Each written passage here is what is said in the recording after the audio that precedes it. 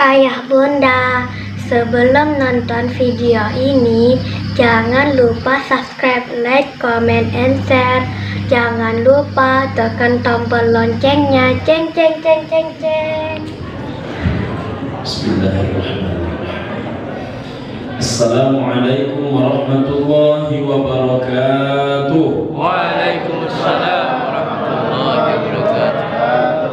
Alhamdulillahi rabbil alamin. Allahumma salli ala sayyidina Muhammadin wa ala alihi wa ashabihi ajma'in wa man tattabi'ahu bi ihsanin ila yaumiddin, amma ba'du. Pengurus masjid dan jamaah Masjid Al-Munawwarah Pasar Dayun rahimakumullah. Jadi ibu dan bapak rahimakumullah, bahkan masjid setelah siap pun tak sedikit orang berkelahi. Tadi sudah kita contohkan ibu dan bapak rahimakumullah, ada yang berkata, selama pengurus masjidnya masih lihat, maka saya takkan datang ke masjid ini. Ada pula yang mengatakan, selagi imam masjidnya masih lihat, maka saya takkan pernah datang. Kemudian ibu dan bapak rahimakumullah, selagi arah kiblatnya masih ke tempat yang lama, maka saya takkan pernah datang. Ibu dan bapak rahimakumullah, banyak masjid yang dahulu arah kiblatnya seperti tempat kita ini, lurus ke depan. Sekarang karpet-karpet pada dipotong-potong. Ibu dan bapak rahimakumullah, diarahkan mencong ke kanan sedikit. Saya ibu dan bapak rahimakumullah mengumpulkan 4 ulama di IKMI wilayah Kota Pekanbaru. Kita hadirkan pengurus-pengurus masjid, kita hadirkan kemudian para ulama sekota Pekanbaru. Bicaralah 4 orang. Salah satu yang berbicara itu namanya Dr. Hajar Hasan. Dr. Hajar Hasan ini udah bapak pakar ilmu falak, pakar masalah kiblat. Ibu dan bapak rahimakumullah. Apa kata beliau? Saya baru sekali itu mengetahui Ustaz Azuman. Apa kata beliau? Mengukur arah kiblat ini, ibu dan bapak rahimakumullah, jangankan berbeda tahun, jangankan berbeda bulan, jangankan berbeda pekan, jangankan berbeda hari, dalam satu hari yang sama saja, ibu dan bapak rahimakumullah, mengukur arah kiblat di pagi hari bisa berbeda dengan mengukur kiblat di jam 2 siang hari. Masya Allah, rupanya bisa berbeda antara pagi dengan siang. Apakah lalu karena ada perbedaan sedikit kita alih-alih terus karpet ini? Nah, jadi ibu dan bapak rahimakumullah, ada orang gara-gara tak lagi karpet tuh diserongkan, kembali keluruskan, ibu dan bapak rahimakumullah tak lagi mau datang ke masjid. Maka kata Kiai Haji Abdul Wahab Hasbullah, mesti dibuat acara, nama acaranya halal bi halal. Untuk apa gunanya? Selama ini dia mengharamkan, katanya takkan datang ke masjid. Selama ini pengurus, selama ini imam selagi arah kiblat begini, saya takkan datang ke masjid. Maka malam rupanya terbuka pintu hatinya ibu dan bapak rahimakumullah, lalu meneteslah air matanya. Apa betul yang akan ku perkeraskan? Apa betul yang sebetulnya ingin ku pertahankan? Apakah ini betul-betul membela kebenaran atau hanya sebatas egoisme diri ibu dan bapak rahimakumullah? Maka terbuka pintu sadar, besok subuh datang dia ke masjid. Rupanya dia sholat subuh berjamaah di masjid, diulurkannya lah tangannya kepada ketua pengurus masjid, diulurkannya lah tangannya kepada imam masjid. Dengan dia mengulurkan tangan tadi, maka disebutlah itu halal bi halal. Sebelumnya haram bi haram, sekarang halal bi halal. Nah, jadi ibu dan bapak rahimakumullah, selagi belum mencong takkan saya ikut sholat di sini. Sekarang semua orang tetap mempertahankan ke depan, ibu dan bapak rahimakumullah. Rupanya ikut juga dia sholat berjamaah. Berarti hati yang selama ini bermasalah sekarang sudah mulai terurus masalahnya, maka jadilah kehadiran dia itu disebut halal bi halal. Maka ibu dan bapak, ayah bundaku sekalian, guru-guruku sekalian, ibu dan bapak rahimakumullah, anak-anakku yang berbahagia, halal bi halal itu pertama merekat yang retak, yang kedua menyambung yang putus, Yang ketiga, mendekatkan yang jauh. Yang keempat, menyelesaikan segala yang busuk. Yang kelima, mencairkan segala yang beku. Jadi kalau ada orang setelah halal bihalal, yang jauh tetap jauh, yang putus tak juga tersambung, yang selama ini retak malah menjadi pecah belah, yang selama ini kusut makin menjadi kusut masainya, ibu dan bapak rahimahumullah, berarti percuma dia hadir acara halal bihalal. Itu yang pertama. Yang kedua, untuk apa kita membuat acara halal bihalal ini, Pak Ustaz? Ibu dan bapak, manusia ini lumbungnya salah, lumbungnya dosa. Tidak ada gading yang tak retak, tak ada ranting yang tak bisa patah, tak ada manusia yang takkan salah. Kalau tak retak bukanlah gading, kalau tak bisa patah bukanlah ranting, tak salah, tak manusia namanya. Maka ke atas kepada Allah Subhanahu wa ta'ala dua tugas kita, minta ampun dan minta maaf. Rabbighfirli warhamni wajburni warfa'ni warzuqni wahdini wa'afini wa'fu anni. Kita awali Rabbighfirli, ya Allah ampuni aku. Kita akhiri dengan wa'fu anni, maafkan aku. Sedangkan kepada sesama manusia, ibu dan bapak rahimakumullah, hubungan terhorizontal, apa yang mesti kita lakukan? Meminta maaf, meminta memberi. Meminta maaf itu penting, memberi maaf jauh lebih penting. Kalau meminta maaf itu berat, memberi maaf jauh lebih berat. Katalah seorang ibu, apalah payahnya memberikan maaf, Ustaz? Yang berat itu meminta maaf. Meminta maaf itu berat, lawannya satu, namanya egois. Orang ketika nak meminta maaf, apa kata iblis? Mau kamu minta maaf? Harap betul kamu nak berkawan dengan dia, kata dia. Maka tak jadi meminta maaf. Lawan kita meminta maaf ini hanya anania, rasa diri, keegoisan diri, keangkuhan diri, merasa diri tinggi, merasa diri hebat, malu kalau meminta maaf. Hanya itu lawan kita. Kalau memberi maaf itu lawan kita adalah jika kita tahu salah orang itu apa, itu tak mudah memberi maaf.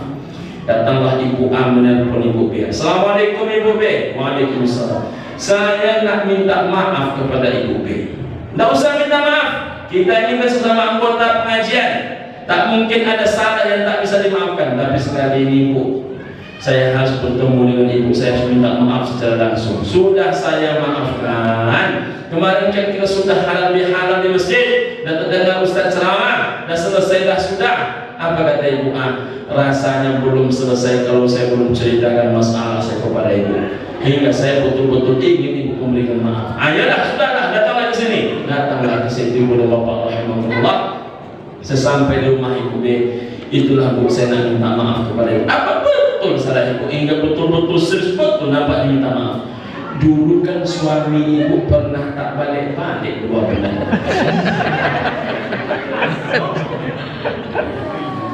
Lalu macam mana kata dia? Itulah masalah. Selama suami Ibu tak balik-balik 2 bulan tu, dia di rumah saya.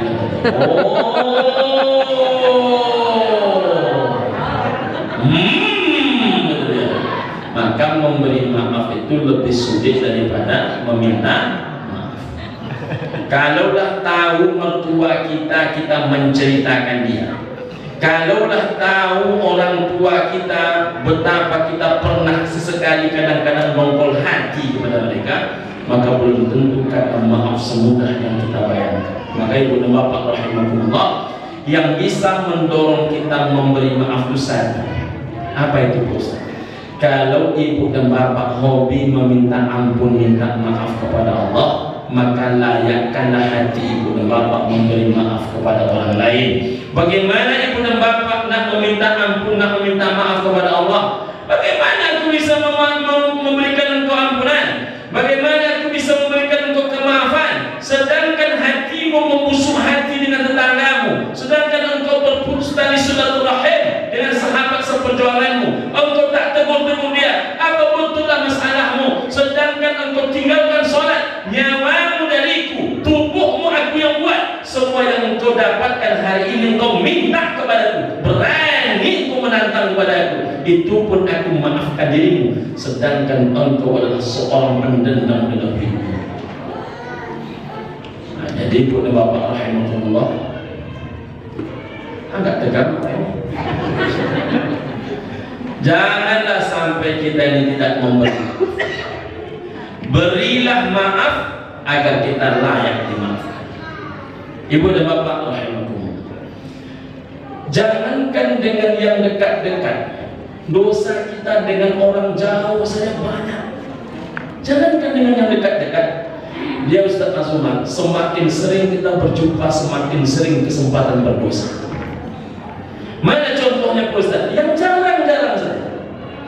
Saya di Pekanbaru, ibu dan bapak rahimakumullah, kebetulan diberikan amanah menjadi salah satu komisioner Basnas Kota Pekanbaru. PR kami sekarang di Pekanbaru, kalau pencapaian Basnas yakni ke nomor 1, 22 miliar pencapaiannya, rupanya Pekanbaru nomor 7. Kan tak mudah mendongkraknya tuh. Mendongkrak itu jangan kan mendongkrak pencapaian zakat, mendongkrak orang datang murid pengajiannya payah. Bagaimana cara mendongkraknya itu? Dari 22 miliar siang Pekanbaru 6,4 miliar. Macam mana mendongkraknya? Maka tanggal 31 Januari kami diberikan amanah, maka PR pertama kami adalah mencari masalahnya di mana. Ketemulah beberapa masalah. Ada faktor eksternal, ada faktor internal. Salah satu faktor eksternal yang mengejutkan, rupanya tak sedikit orang hari ini, Bu dan Bapak rahimahumullah, itu tidak mau berzakat di Pekanbaru. Kemana mereka berzakat? Ke kampung halamannya. Oh, ini kesempatan saya. Mulai hari itu saya berceramah sampai tadi malam, sampai siang tadi, selalu saya sampaikan di mana-mana. Ada orang saya bilang, kalau dia pesta yang dihambat dia jalan orang Pekanbaru, tapi membagi duit hanya mau ke kampung halaman. Yang diundang dia orang Pekanbaru, tapi bagi duit ke kampung halaman. Kalau dia sakit yang menengok dia orang Pekanbaru, bagi duit di kampung halaman. Kalau dia nak kalau dia nak dijenguk, yang diminta dia menjenguk dia ke rumah sakit, orang Pekanbaru. Tapi mau membagi duit ke mana? Ke kampung halaman. Kenapa demikian? Karena menurut dia ini bukan kampung halaman dia. Saya tengok wajahnya menghampir tikam-tikam dulu. Apa yang kalian ucap, saya bilang, di mana langit, di mana bumi dipijak, di situ langit dijunjung. Rupanya tak sedikit orang itu menjadikan hanya sebatas slogan saja. Kalau memang di mana bumi dipijak, di situ langit dijunjung, bukankah kampungmu lah yang menyebabkan engkau terlahirkan? Tapi tak menutup kemungkinan di Pekanbaru dah engkau dimatikan. Macam itu setelah. Sudahlah zakat malmu kau bawa ke kampung, zakat fitrahmu pun kau bawa ke kampung. Saya tak tahu di sini contoh juga. Tidak ada kan? Di sini tak ada.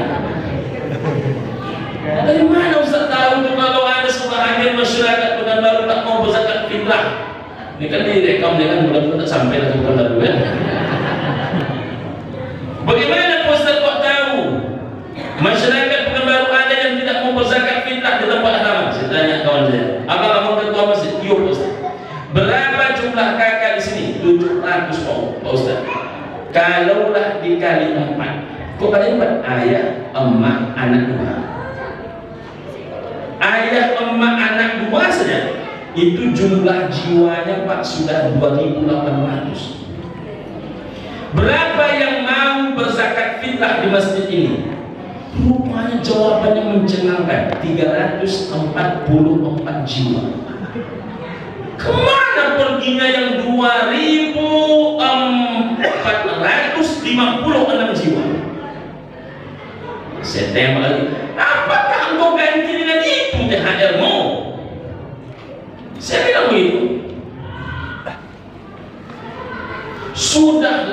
zakat malmu ke kampung, zakat fitrahmu ke kampung, kurban pun kau bawa ke kampung. Dari mana Pak Ustaz tahu orang untuk berzakat berkurban ke kampung? Setiap ditanya Assalamualaikum, Waalaikumsalam, kami ini dari panitia kurban Bu Hajah. Apakah Bu Hajah berkurban tahun ini di masjid ini? Dia mohon maaf Pak Ustaz, ambo ke kampung. Saya bilang, engkau katakan kepada orang kampungmu, hei orang kampung, terimalah kurban kami ini. Lalu orang kampung bertanya, Bu Hajah, kalau Bu Hajah kasihkan kurban Bu Hajah ke rumah kami, ke kampung halaman ini, lalu kurban Bu Hajah dapat apa tidak? Jangan khawatir. Di Pekanbaru banyak orang berkurban. Biarlah aku kumpulkan kurban-kurban orang Pekanbaru. Jadi kurbannya dikasihnya orang, kurban orang, dia ambil. Bulan pertama tak berhasil, Ustaz. Bulan kedua tak berhasil. Bulan ketiga, alhamdulillah kelima-limanya bekerja, komisioner. Bulan ketiga kami bandingkan dengan tahun lalu. Bulan puasa tahun lalu pencapaian kita hanya 1.090.000.000. Rupanya tahun ini bulan puasa ini pencapaian kita 1.990.000.000 bulan. Naik lebih kurang 850 juta. Lumayan betul. Jadi mana letak salahnya? Ada orang ibu dan bapak. Saya yakin niat mereka bukan salah, niat mereka baik. Niatnya baik, nak menolong kampung. Tetapi kemudian ibu dan bapak rahimakumullah, apa kata tetangga mereka? Kaya pun engkau tak ada gunanya bagiku, hebat pun engkau tak ada gunanya bagiku, tinggi pun pangkat jabatanmu tak ada gunanya bagiku. Nah, saya menghibur ibu dan bapak.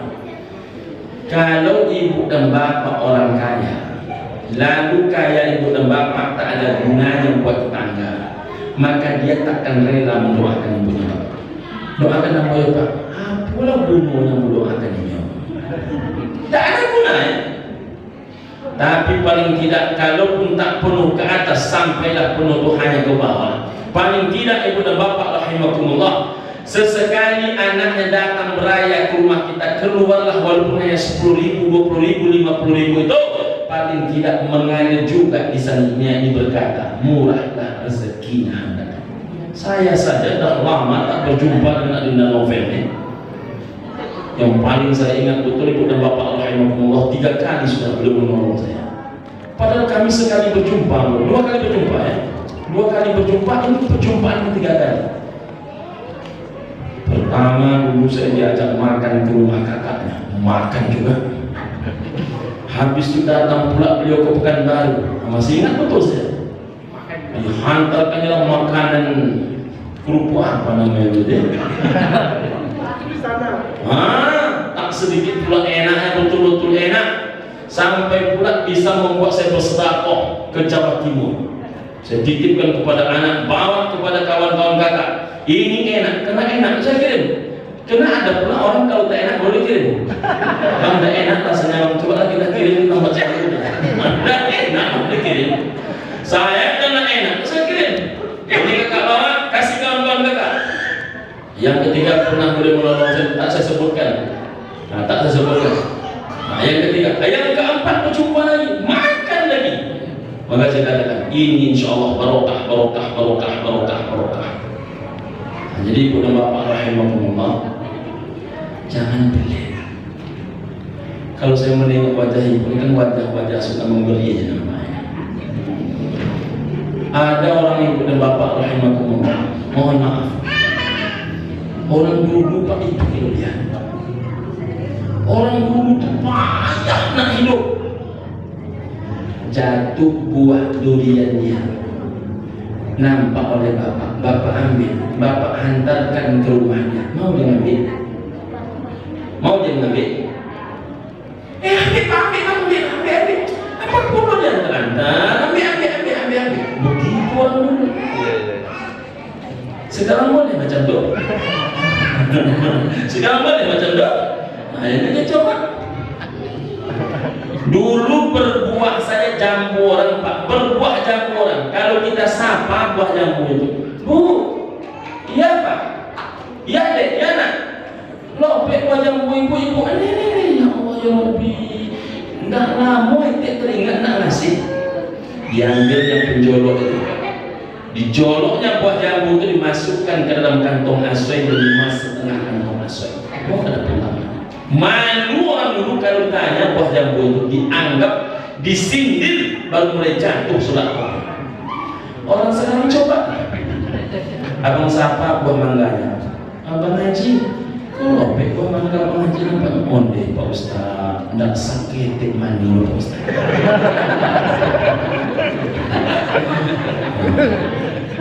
Tampangnya tipis nih. Isinya bos, manis sampai ke manis, macam gula Pak Ustaz. Ini payah mencari tampang ini Pak Ustaz. Kita mendengarkan payah mencari tampang.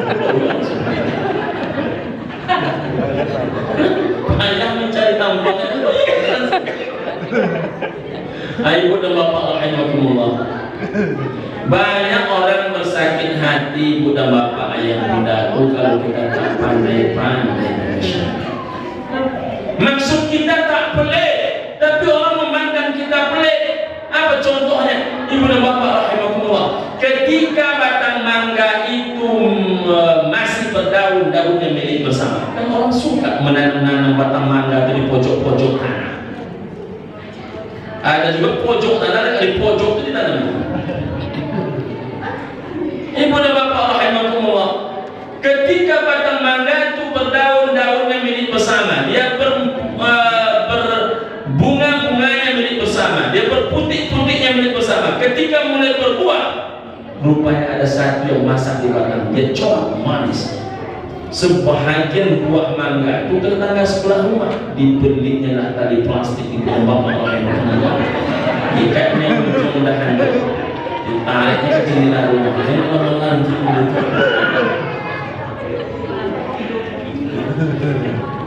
orang kalau menengok buah mangga ibu dan bapak itu masak di batang, itu putih matanya. Ini mohon betul putih matanya. Kenapa demikian? Rasa-rasa manis, rasa-rasa enak.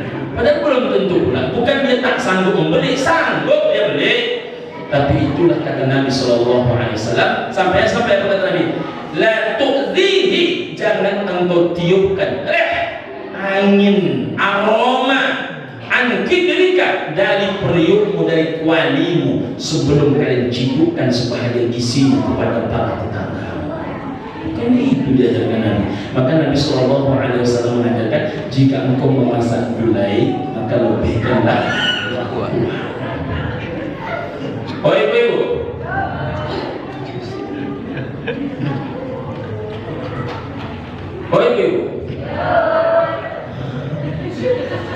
jadi ibu dan bapak rahimahumullah, jika kalian memasak gulai, kata Nabi, lebihkanlah kuah. Adalah ibu-ibunya itu. Mana ada orang sekarang makan kuah? Kita ini rata-rata besar oleh kuahnya. Bapak Ibu masih ingat kan, dulu kita makan ayam kapan? Sekali semusim, musim ayam sakit.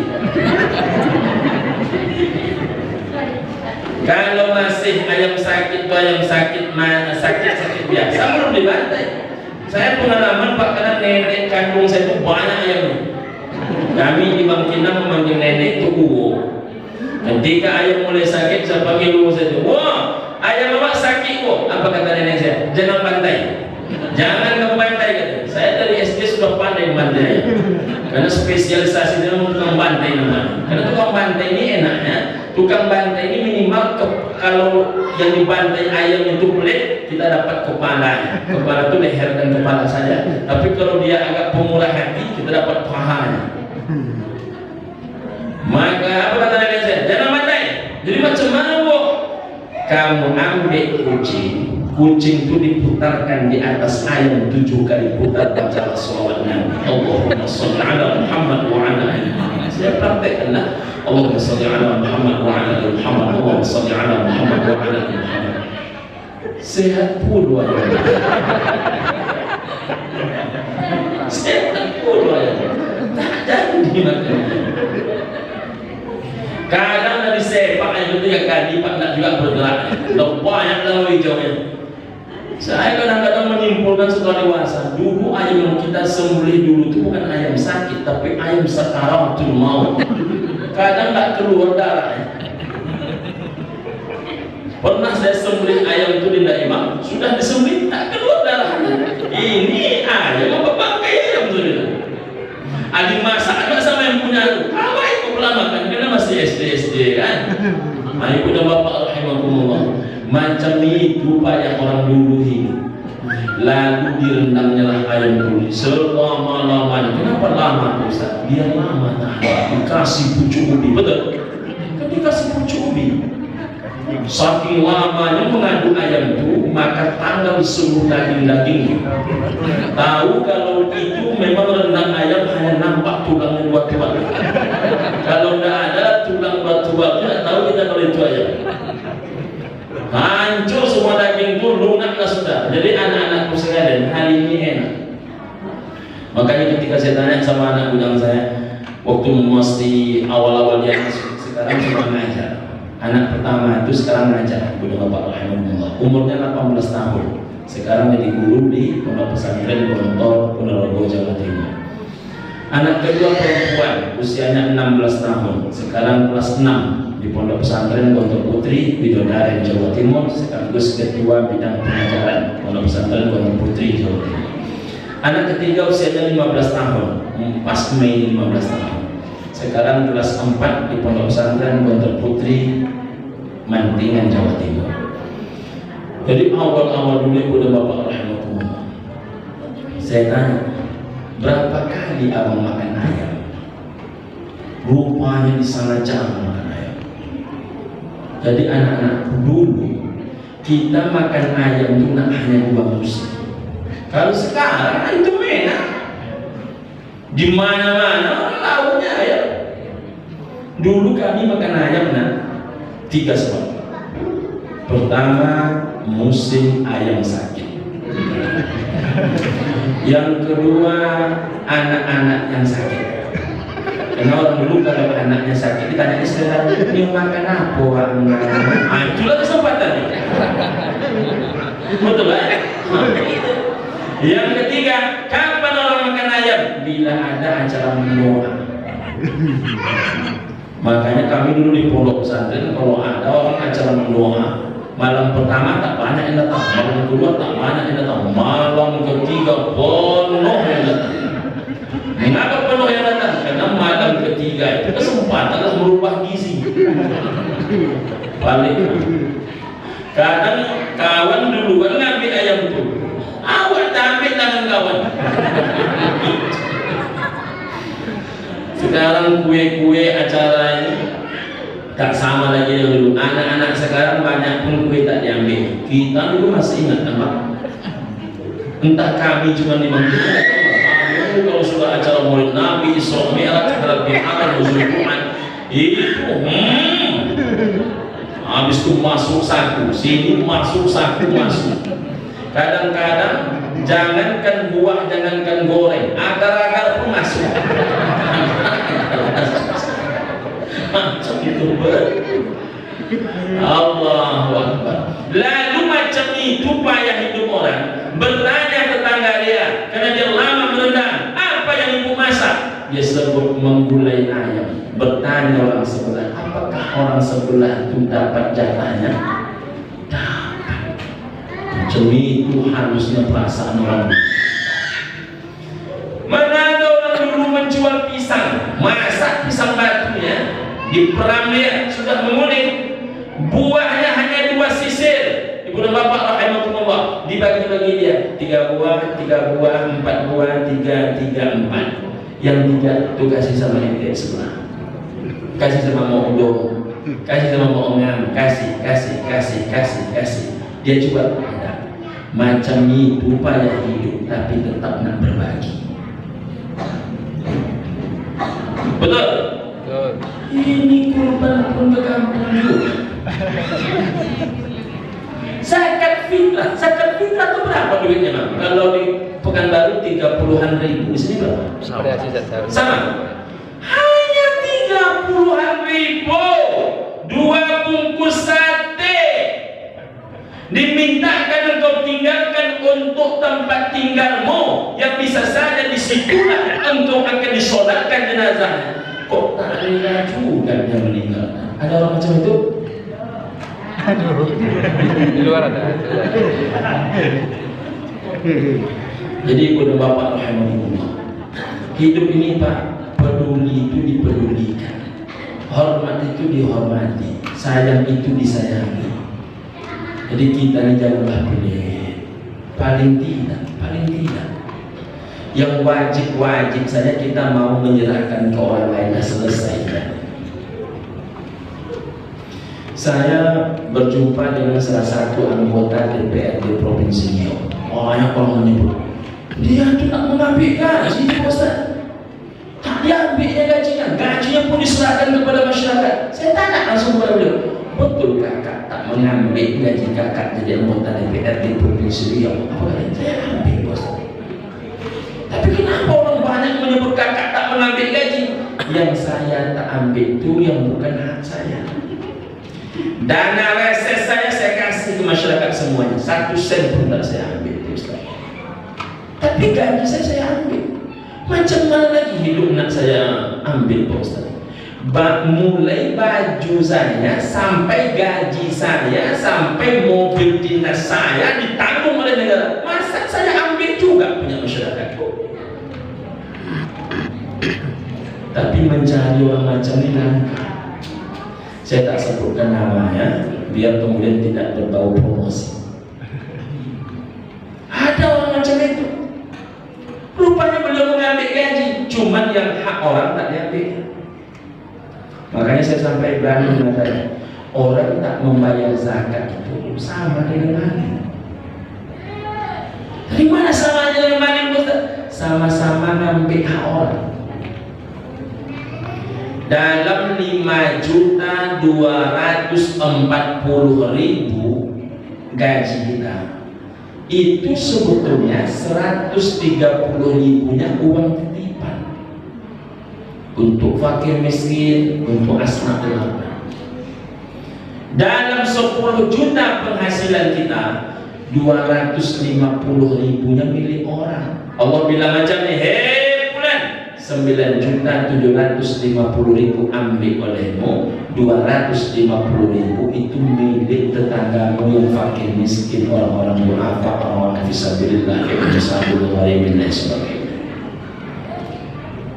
Maling masih bisa dia membedakan mana orang beragama, mana tak orang beragama. Orang tak bayar zakat itu boleh bapak rahimahullah. Dana siapa yang dia embat? Dana fakir miskin. Makanya orang tak membayar zakat di zaman Khalifah Abu Bakar As-Siddiq wajib dibunuh. Diumumkan perang, namanya perang Riddah, perang melawan orang yang menolak Islam. Yang dianggap menolak itu pertama orang murtad, yang kedua nabi palsu dan pengikutnya, yang ketiga orang yang tidak membayar zakat.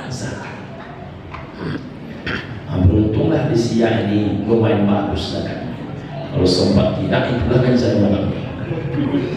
Ibu dan bapak rahimahullah, apalagi dosa kita kepada yang dekat, Allah Akbar. Apalagi kita suami-suami ini, Pak. Suami ini banyak salah. Entahlah kalau bapak tidak ya. Kalau saya banyak salah saya. Salah kita sebagai suami ini banyak, Pak.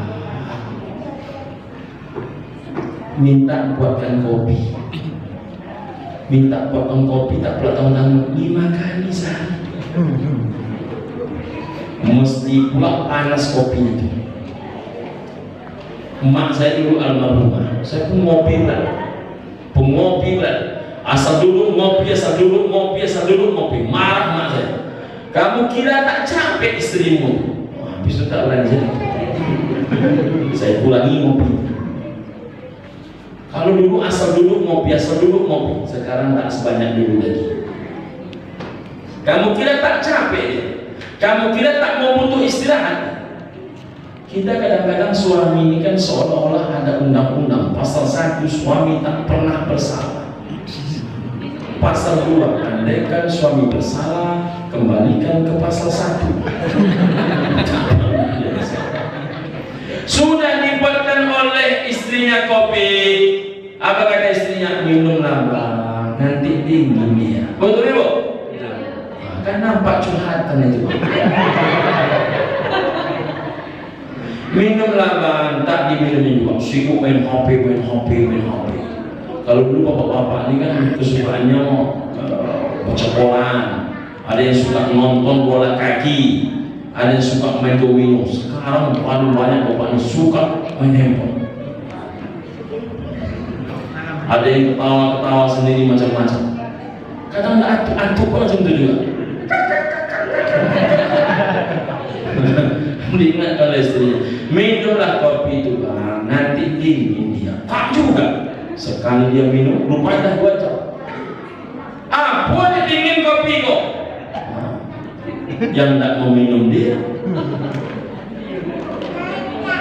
Apa kata istrinya? Minumlah bang, nanti anak rasa.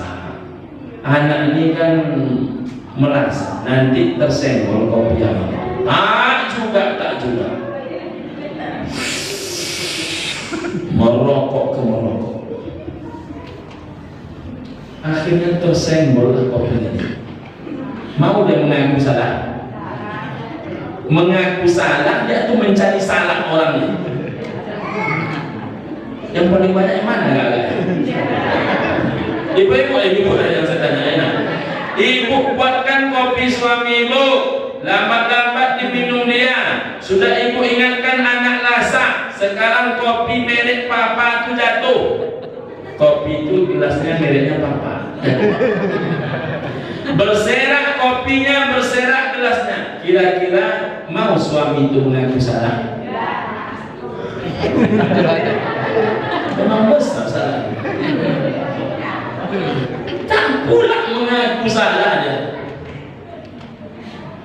Jadi Bunda Bapak rahimahullah, Pak mohon maaf, ke orang lain bisa kita mengucapkan terima kasih. Saya jarang mendengarkan seorang suami mau mengucapkan terima kasih kepada istrinya. Rupanya, mohon maaf Ustaz, tidak mudah mengucapkan terima kasih kepada istri. Coba sampai di rumah nanti disiapkannya baju Pak, terima kasih deh.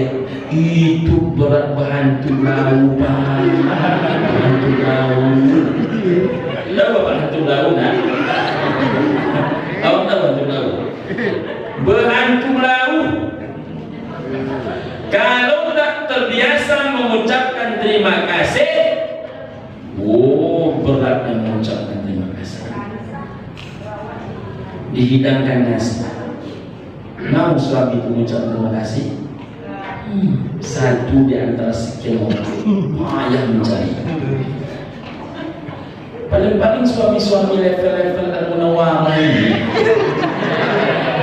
kalau Al-Munawwarah tak lagi.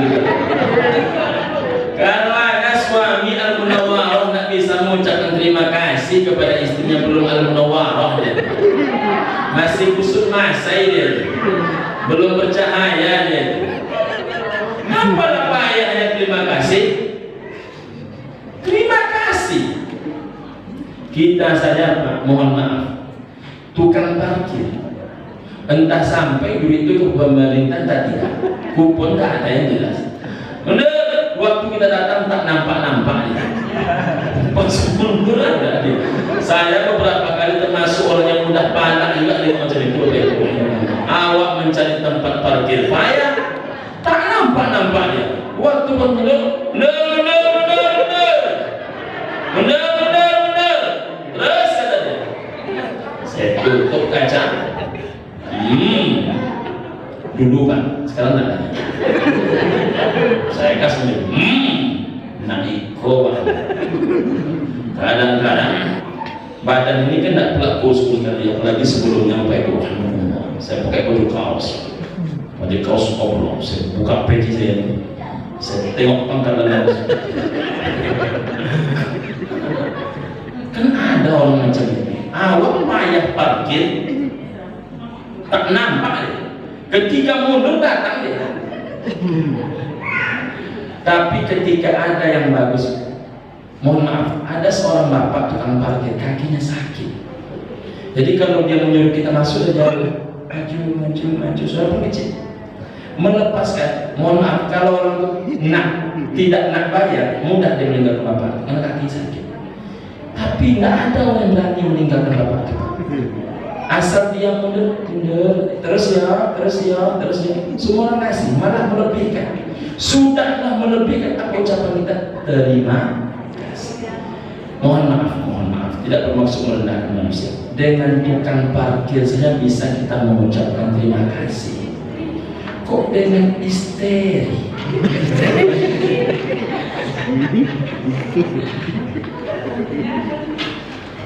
Menelponlah seorang ibu-ibu kepada orang di sebelahnya. Apa kata bapak itu? Iya kata dia. Iya, di ruangan bapak tuh ada berkasnya. Selunak-lunaknya cakap. Habis itu menelpon lagi perempuan lain kepada dia. Iya sebentar, tunggulah situ, kata dia. Iyo sebentar aja. Lalu selesai dia nelpon, saya bilang, yang kedua tadi itu istri bapak, Pak. Kok tahu Pak Ustaz tadi?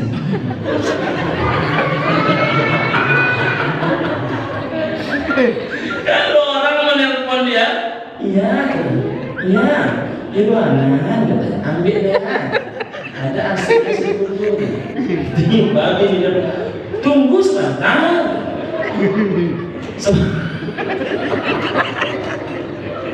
Mengapa bisa macam itu? Kenapa bisa macam itu? Padahal Pak, datang seorang laki-laki ke rumah Khalifah Umar, hendak mengadukan istrinya. Sampai di depan rumah Khalifah Umar, tak jadi dia masuk ke rumah Khalifah Umar. Kenapa?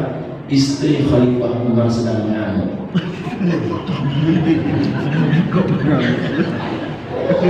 Akhirnya balik dia, menengok dia balik. Khalifah Umar nampak, pulang sini. Bukankah engkau tadi datang hendak menghadap kepadaku? Betul Tuan Khalifah, tapi tak jadi. Kenapa tak jadi? Tadi aku ingin curhat tentang istriku kepada Tuan. Lalu tak jadi. Kenapa tak jadi? Rupanya istri Tuan lebih parah. Hebatnya kata dia, kok bisa Tuan Khalifah Umar tak marah? Khalifah Umar itu Pak, jangankan kita manusia, iblis pun takut dengan dia. Iblis takut dengan dia. Apa kata Khalifah Umar? Bagaimana aku akan marah dengan dia? Anakku dia yang mengandungnya, anakku dia yang melahirkannya, anakku dia yang menyusuinya. Sambil dia susukan anakku, dia siapkan makanannya, lalu ia hidangkan. Berusaha dia makanan tadi enak karena dia takut aku tak menghabiskannya. Samping itu juga dia cucikan pakaianku, dia rapikan pakaian itu, bahkan sempat dia mengenakan kain itu kepada aku. Ketika mestinya aku mendidik anak-anakku, kadang tak sempat aku mendidik anakku karena aku melayani masyarakat, melayani umat. Maka dialah yang menjadi tulang punggung aku mendidik anak-anak. Terkadang anakku lasak, dia pun lelah, dia pun capek, ingin dia pukul anak tak sampai hati. Maka kemudian dia sampaikanlah segala kekesalan dan sedih hatinya kepada aku. Apakah boleh aku memarahinya? Terdiam laki-laki itu. Yang punya pikiran macam-macam ini kalau tidak al-munawarrah lah.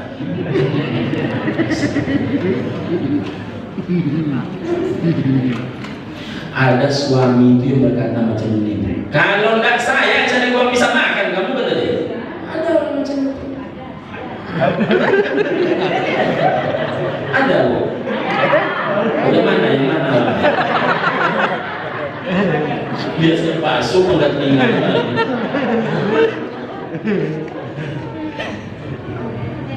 Rezeki ini Pak saling tarik menarik. Saya dulu Bang, Ketika saya hidup seorang diri belum punya keluarga, dalam makna belum punya istri, belum punya anak, keluarga kandung langsung tentu ada. Saya hanya pegawai masjid, saya imam masjid, saya digaji 250.000. Saya pun menikah dengan istri saya tahun 2002 di bulan Mei. Jadi ini pernikahan kami yang ke-20 tahun. 2002 pas Mei. Ibu dan bapak rahimakumullah.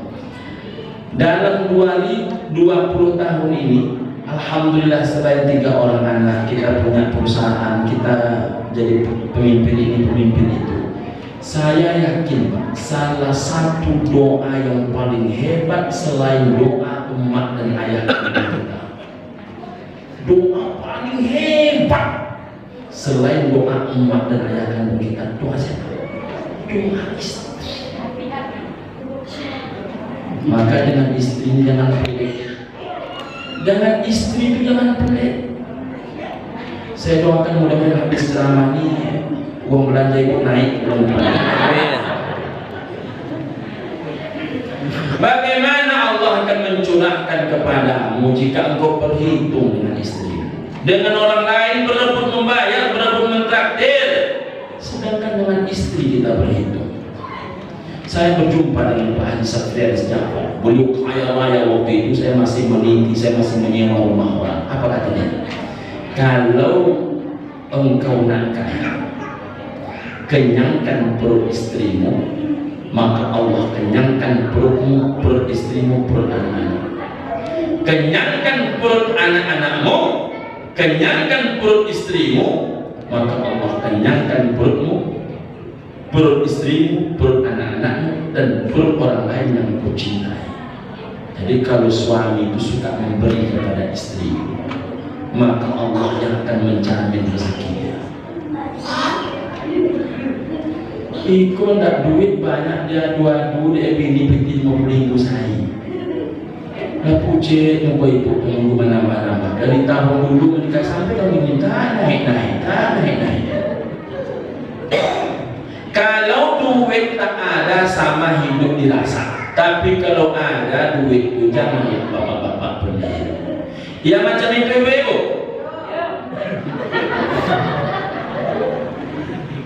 Kalau ada jangan boleh.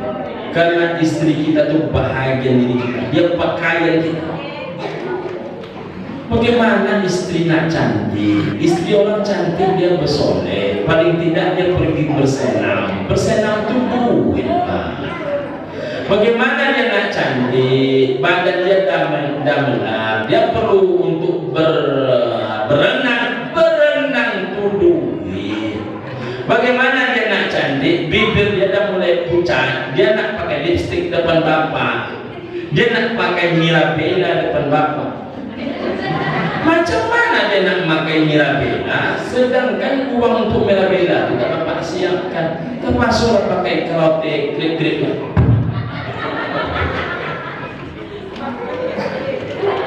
Padahal itu udah bapak rahimahullah, istri ini pakaian kita. Begitu juga dengan anak. Saya hari Selasa kemarin mengaji tentang hadis-hadis adab kepada karyawan, adab terhadap sopir, adab terhadap pembantu rumah tangga.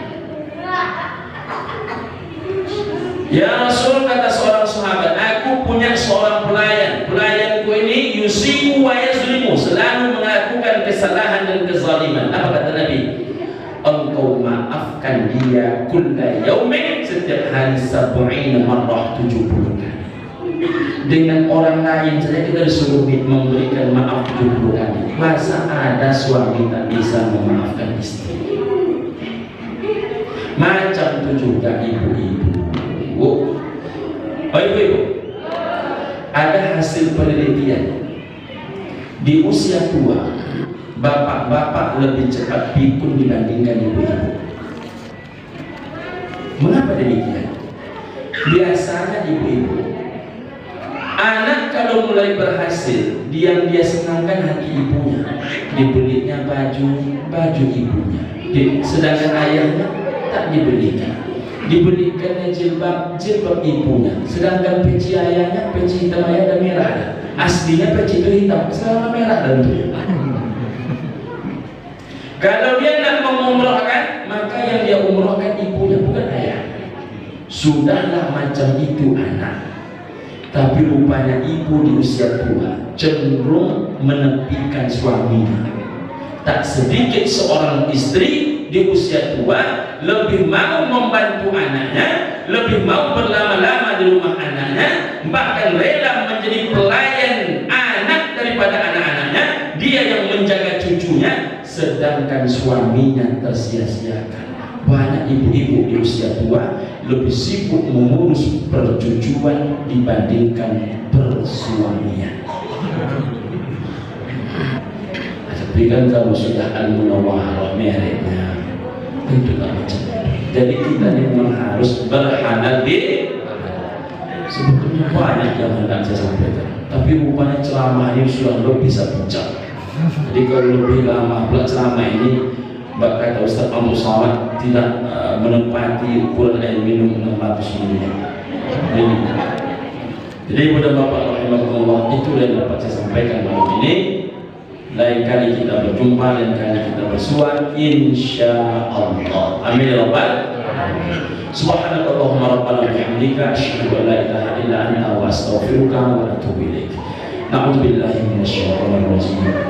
Bismillahirrahmanirrahim. Alhamdulillahi rabbil alamin. Allahumma shalli ala sayyidina Muhammadin wa ala alihi wa ashabihi ajma'in.